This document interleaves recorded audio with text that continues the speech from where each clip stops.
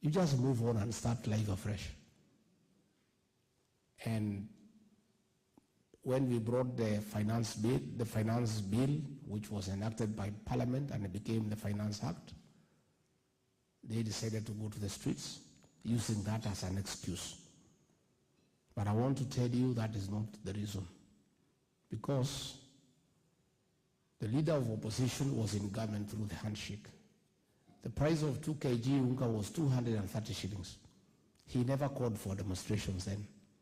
We have succeeded in bringing the price of unga from 230 to 170 through production, by subsidizing production as opposed to consumption. He is calling for demonstrations, but that is not the reason. The reason is in his history. Every election, he has used violence to be allowed to come into government. If you remember, in 1997, when he lost elections, he started demonstrations, and President Moi, the late, brought him into government as Minister for Energy through cooperation. In the year 2007, again, he lost to Mwai Kibaki. There were chaos, there were deaths. He was brought into government through the Nusu Mkate arrangement. Again in 2017, he lost elections.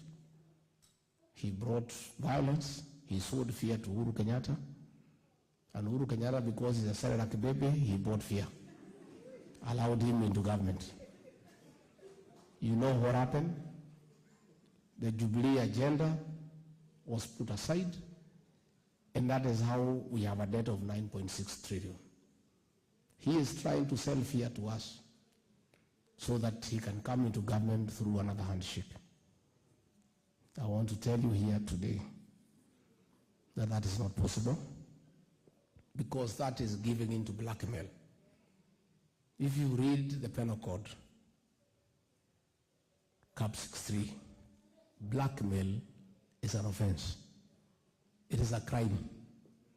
So sitting with somebody who is blackmailing you is partaking the crime.